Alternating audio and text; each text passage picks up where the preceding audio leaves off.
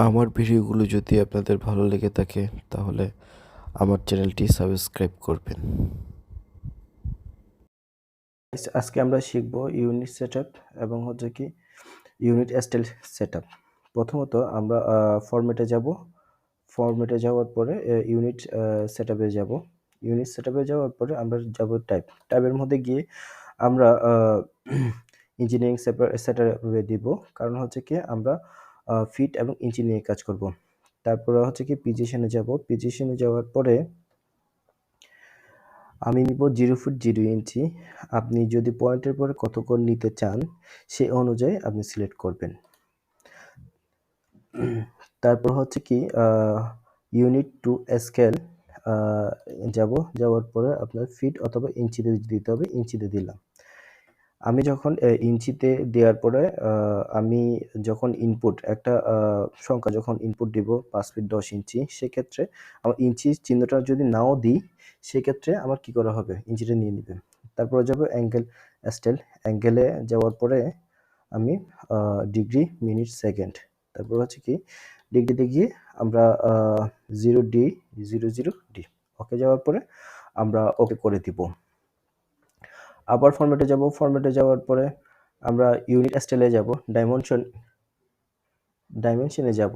ডাইমেনশনে যাওয়ার পরে আমাদের সেটআপটা কারেন্ট সেটআপে দিব।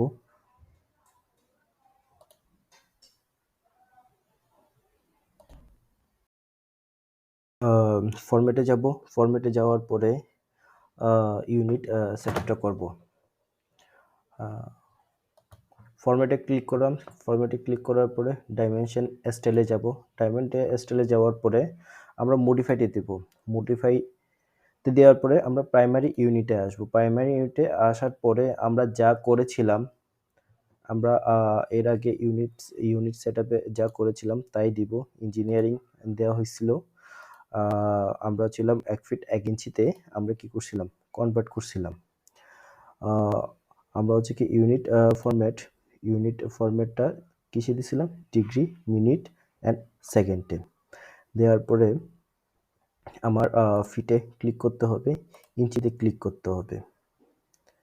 আর এখানে একটা জিনিস দেখেন, আমার যেই ডাইমেনশন চিত্রটা দেখা যাচ্ছে সেই ডাইমেনশন চিত্রের মধ্যে এই যে এই বারটা 1 ফিট 3 ইঞ্চি যে বারটা দেখা যাচ্ছে সেটি আপনার কতটুকু বড় করবেন, কতটুকু ছোট করবেন সেটা আপনার চাহিদা অনুযায়ী আপনি করে নিবেন। এটা আপনি আপনার মতো করে কি সেটআপ করবেন। এরপর এখন আমরা চলে যাব টেক্সট সেটআপে। টেক্সট সেটআপে যাওয়ার পরে আমাদের যে এই যে এখানে যে একটা মেজারমেন্ট দেখানো হচ্ছে 1 ফিট 3 ইঞ্চি, সেটা আপনার প্রয়োজন অনুযায়ী বড় ছোট করে দিবেন। আমি যখন এটা দিয়ে এখন 0 ইঞ্চি যখন বাড়াবো তখন এটা হচ্ছে কি আস্তে, আস্তে ছোট হবে। আমি যতই বাড়াবো তত কি হবে, জিনিসটা ছোট হবে। এটা আপনার প্রয়োজন অনুযায়ী আপনি কি করবেন, বাড়াই নিবেন। এখানে আর কোনো কিছু করা লাগবে না। তারপর হচ্ছে কি আমরা লাইনারে চলে যাব। লাইনারে চলে যাওয়ার পরে আমাদের এখানে ৩টি অপশন আছে। একটা হচ্ছে কি এটা আমার বড় ছোট কতটুকুই রাখবো। আমি যখন এটা বড় করলাম একটু বড় ছোট করে দিলাম। টোটাল এটাকে রাখবো 1.5 ইঞ্চিতে। ইঞ্চিতে রাখলাম। তারপর হচ্ছে কি আমার এখানে হচ্ছে কি এক্সটেরিয়র বাউন্ডারি ডিম লাইন। বাউন্ডারি ডিম লাইন বলতে গেলে আমরা এই লাইনটাকে বোঝানো হচ্ছে।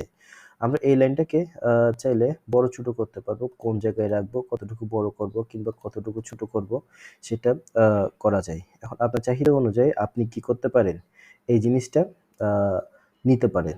এরপর হচ্ছে কি offset from origin. Offset from origin বলতে আমরা হচ্ছে কি এই বারটাকে বোঝাচ্ছে কি origin from offset from origin, এই দুইটা বারকে বোঝানো হচ্ছে। এখন আমরা এই ড্রয়িং থেকে কতটুকু দূরত্বে আমরা অরিজিনটা সেট আপ করবো সেটা দেখাবো।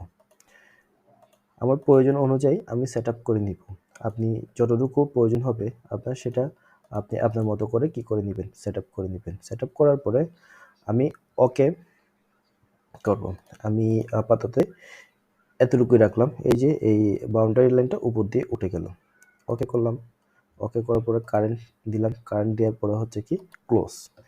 এখন আমরা একটা লাইন ড্র করে দেখি আমাদের সেটআপটা হয়েছে কিনা। এল পয়েন্ট 10 ইঞ্চি 10 ফিট ক্লোজ করলাম।